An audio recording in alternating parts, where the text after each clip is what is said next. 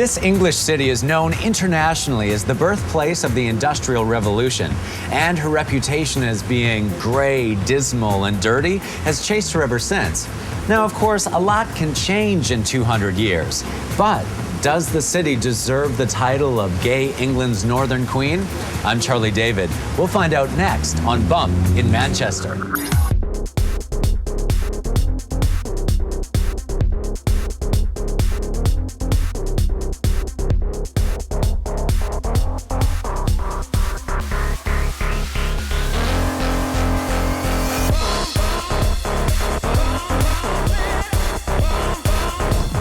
While Manchester as a whole is known as a very gay-friendly city, the scene here tends to center on the area of town surrounding Canal Street. Fans of the original UK series Queer as Folk will recognize many popular landmarks from the show.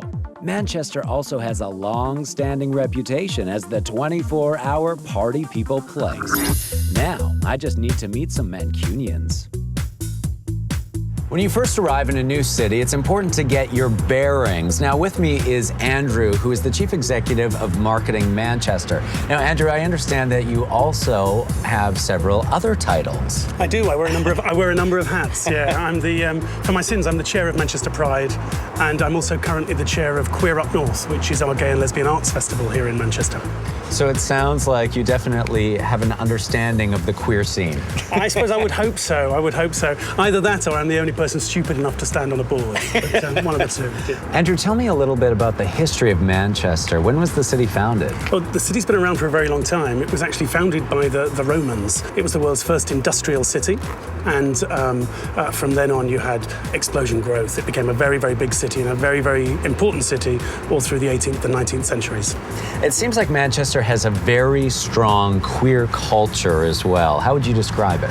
Oh, right. We've got a great gay village, and it really is like a village. You know, all of the bars are grouped together. There are some 70 gay businesses in our gay district. Fantastic bars, good restaurants, hairdressers, barbers. You can go and you can spend a whole day wandering around the gay village and have a really good evening. We also have an event that takes place here each year. It takes place in early June or July, and that's called Sparkle. And that's a gathering of the transvestite community, and somewhere between 1,000 and 1,200 transvestites come to Manchester during the Sparkle weekend.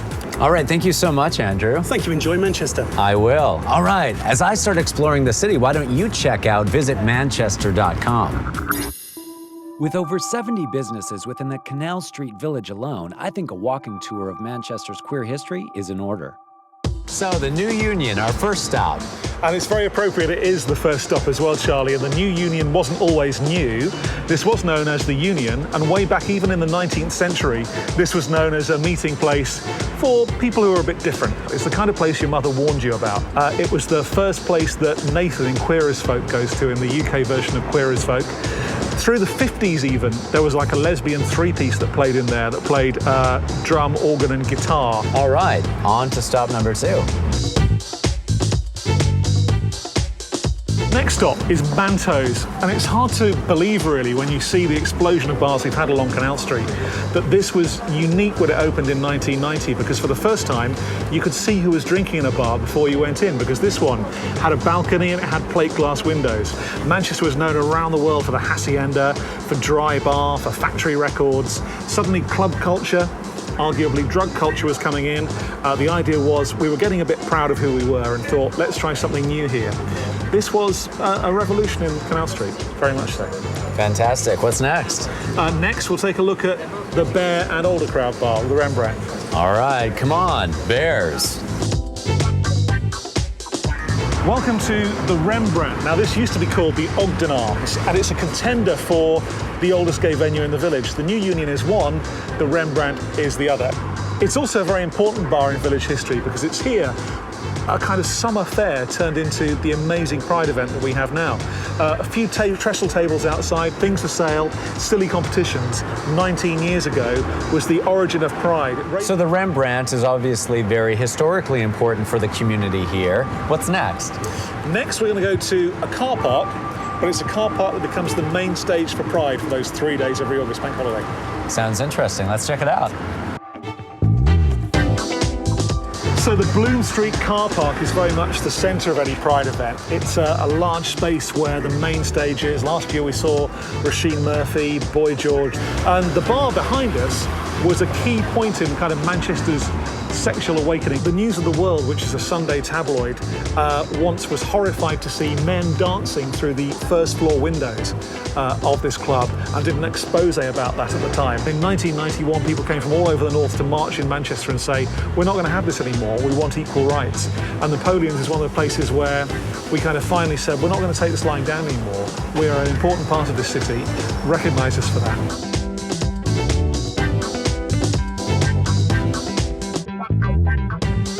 So here in Sackville Park is the memorial to a very important man for gay Manchester and also for Manchester more widely. His name is Alan Turing. This is a statue which, as you can see, Charlie's been customised by some folks recently. Born 1912 and died 1954 in very sad circumstances. This is the man who was the godfather of the modern computer. Manchester invented the first stored program computer, but it was Alan Turing who had the idea and came up with a lot of the theory behind it. During the Second World War, he was at Bletchley Park in the south of the country working on breaking the Enigma codes. And it's widely thought that the work he did there with that team of scientists meant the war was cut short by about 2 years. After that, though, he was persecuted for being gay. Fell in with a younger man who then tried to blackmail him. He ended up being prosecuted for his homosexuality and had the chance to have either hormones therapy, which is how you dealt with it in those days, or be sent to prison. He chose hormone therapy and was horrified by the effect that had on his body. It's widely believed he committed suicide by dipping an apple in arsenic and then eating it, which is why the statue here, he has an apple in his hand. It's also believed that's why the symbol for Apple Computer is an apple with a bite from it, to remember this man, Alan Turing. All right, boys and girls, as I contemplate the future of computer science with Mr. Alan Turing, you can log on to manchesterpride.com. In addition to year-round fun, Manchester also puts on one of the UK's top Pride events. Now with me is Jackie, who is the Pride Festival manager. Hi, Charlie. Hello. Jackie, tell me, how would you describe the Pride festivities? Manchester Pride is a 10-day event which culminates in the big weekend, which is 78 hours of just party, entertainment. We have a Manchester Pride parade, we have lifestyle stalls, market stalls. It's just one big party. Manchester Pride started out primarily to raise money for the local lesbian, gay, bisexual and transgender community, and it still goes with that today. Since 2003 we've raised over £600,000, which is a lot of money for local charities, so we're really, really proud of that. How have you seen it grow and change over the years? Oh, it's grown tremendously. Over the last few years, the level of entertainment that we have has grown as we get more and more well-known artists performing. You know, the event just grows every year, so we're really pleased that people keep coming back. And I heard a rumor on the street that some kudos are due to you because this Pride has also received kind of an award or special mention here in England. Yeah, for the last 3 years, Manchester Pride has been voted by readers of the Pink Paper the best Pride event in the UK, which is just fantastic. Well, thank you so much, Jackie. I really appreciate your time and giving us an overview of what sounds like an amazing party. It is, and thank you very much, Charlie. If you want to check out the party, log on to manchesterpride.com and plan on coming here next August. Now, if you're anything like me, your idea of Manchester will be indelibly linked to the original UK series, Queer as Folk. And I have a very special guest with me, Adam Zane from the series. Hello. Hello. So Adam, how close is maybe my perception of the city of Manchester to what was portrayed in the series?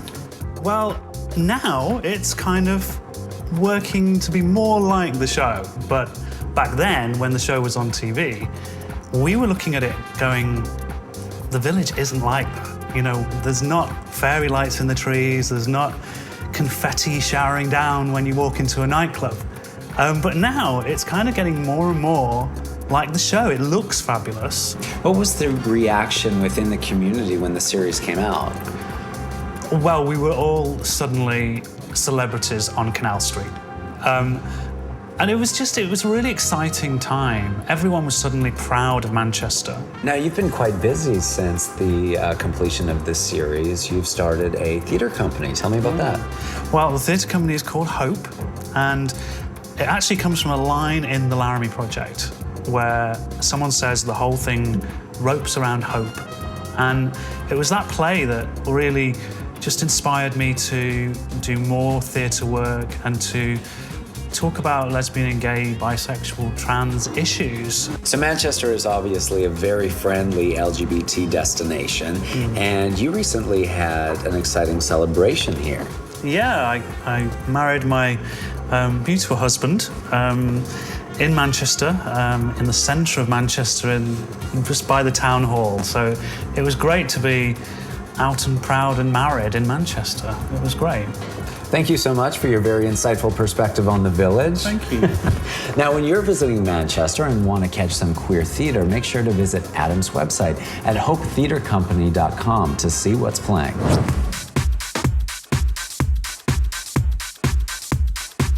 Now, boys, you're welcome too, but I've got a spot especially for the ladies. It's called Chorlton Cum Hardy, and it's a small suburb just a short cab ride away from Manchester. I'm here at one of the main depots, I would say, with Emma.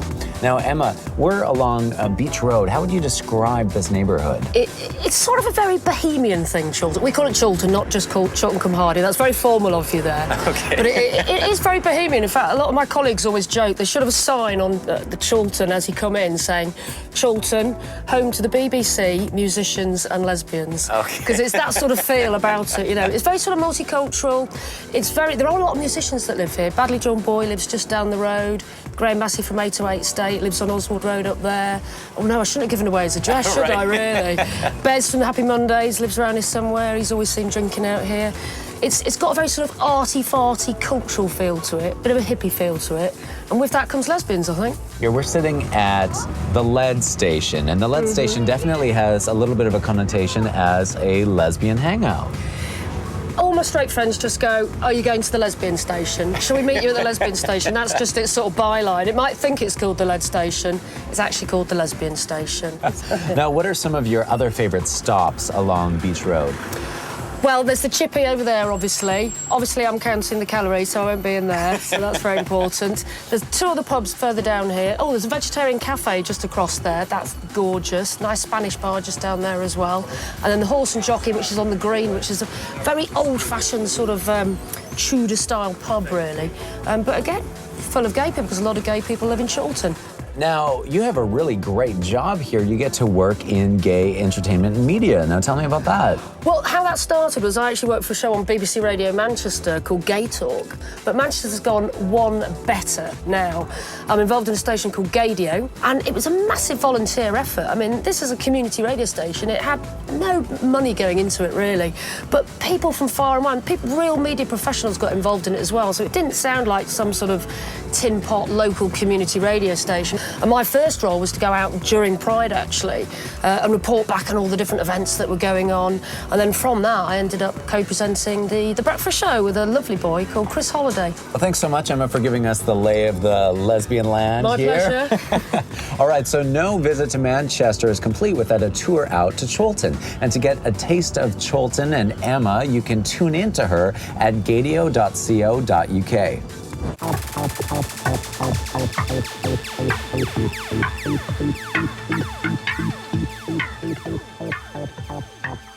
Sports is a huge part of Mancunian life, so I knew that while I was here in Manchester, I'd have to check out some athletics. Now with me is Manchester Sharks member Garreth. Hello. Garreth, how are you doing today? Very well, thank you. Good. Now tell me a little bit about the sports scene here in Manchester. Well, Manchester is one of the best sports scenes in the UK, especially for gay people. We've got a huge swimming club, water polo club, athletics club, badminton club, squash club, football club, rugby club, squash club. Oh my gosh, nearly everything. Yeah, and the bits we've not got, we're working on. Yeah, there's a hell of a lot to do in Manchester for gay sports. All the groups are very welcoming, you know, they make a big effort to make sure that people who are new to the area are comfortable and take part in the activities. Now tell me about the Manchester Sharks. How long has the group been together? The group's been together about 5 years. Visited Montreal, Paris, Barcelona. We're going to Cologne next year. We're up in Amsterdam this year. So we like to keep ourselves moving about, but we also take part in the local league here, so we play a lot of matches with local groups. All right, well, time to get wet. Should we get in the water? Indeed, yeah. All right, let's do it. Now, as I'm getting ready and suited up and all prepared to beat these guys in the water, why don't you check out pridesports.org. It's a great place when you're visiting Manchester to check out some gay athletic groups. I did so well in the warm-up that they let me dress for the game. I even scored the winning goal. For real, I did. Being a water polo hero can be tiring. I stopped by my hotel for a chat with the hotel manager, Jason. Jason, what makes the Velvet Hotel unique and special in terms of accommodations on Canal Street? We're really the first boutique hotel to have opened in Manchester. The building itself was textile mills when it was originally built. We've retained a lot of the original features. So I think it's industrial chic would probably be the word that I would use. I like that, industrial chic. Yeah. Yeah, I had a knock on my door the other night. It was about 10:30 or so, and there was a couple cold Guinness on a tray for me, which was very nice. I was like, oh, wow, sure, fantastic. Yeah, a nightcap. This is lovely. Beyond the hotel, there is also the Velvet Lounge and restaurant. Tell me about those. So it started as a bar and restaurant. Beyond 11 o'clock, it then turned into a kind of bar club. And then 5 years ago, we opened the lounge bar on ground floor. I'm planning on going out and exploring a little bit later tonight. Where would you recommend? Well, there's various places that you can go. There's several club nights that happen on Canal Street and literally about a street or two away. There's Essential and Queer, which are the big house clubs that are around here. Queer is literally next door to us. There's also Cruise, which is kind of caters for everyone really. It's been going for about 18 years. Drinking crowd, the age is quite varied as well. So anything from 18 up to 45 and 50 my age. Yeah, right. Are there any particular phrases or ways that go over a little better? Well, there's two real ways that you pick people up in Manchester. You can either go over to them and ask them whether you can buy them a drink, or you can have a few drinks yourself and go over to them and then just launch yourself on them. Entirely up to you. Right. Now, which is your preferred method? It depends how nervous I'm getting. Normally I prefer a few drinks first. Right. Yeah. Now, if you still don't believe that Manchester has outgrown the Industrial Revolution, then try the Velvet Hotel and treat yourself to some decadence. You can check it out at velvetmanchester.com.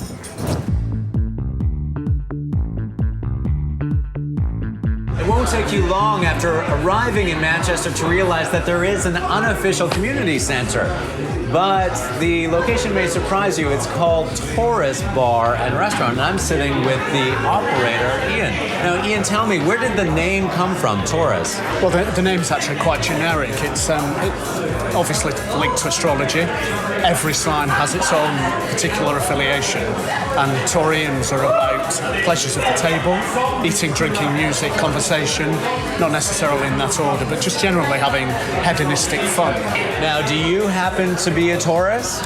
Strangely enough, I am, but ultimately everybody thinks it's because of my own sign, and it isn't. It's more to do with the people that come here. We all like, if we've had a bad day or even a really good one, to actually just come and chill and relax. Now, while I'm here, are there any special events going on? The biggest thing that's happening later tonight is actually Miss Taurus, and the relevance of that is it brings together a lot of our customers, a lot of the people that work with us and for us, and everybody just has a good, fun camp night. It'll, be heaving later. I mean, it's busy now, but it's going to be really busy later. All right, well, as Ian and I get ready for the Miss Taurus competition, you can log on to the website to check out what events might be going on when you visit Manchester. The website is taurus-bar.co.uk.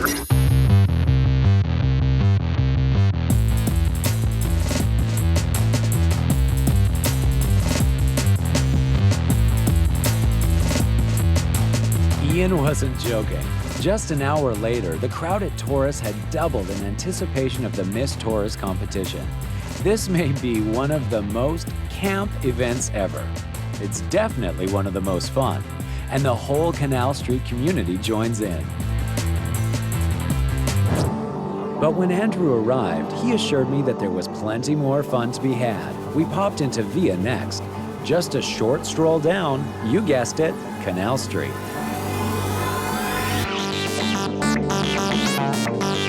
And then we sauntered around the corner to Bar Bar.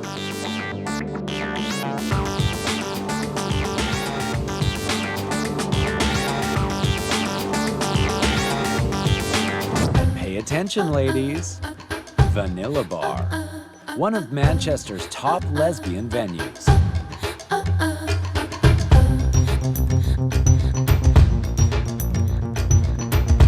And of course, if you're looking to let off a little steam, I know I am, you might feel like dancing. Cruise 101 is a hugely popular Manchester nightclub. And if you're looking for that friendly neighborhood pub with a gay twist, Churchill's, pints, pinball, and karaoke queens. Well, it seems like quite a few things have changed for Mancunians, especially over the past decade. Although Manchester has developed into an incredible queer destination, some things, luckily, have remained the same. Unfortunately, that's all the time we have for this episode. I'm Charlie David. I'll see you next time from another gay and lesbian-friendly destination, right here on Bump. For more information on any of the people or places that you've seen on the Manchester episode of Bump, check out our website at bumptv.com.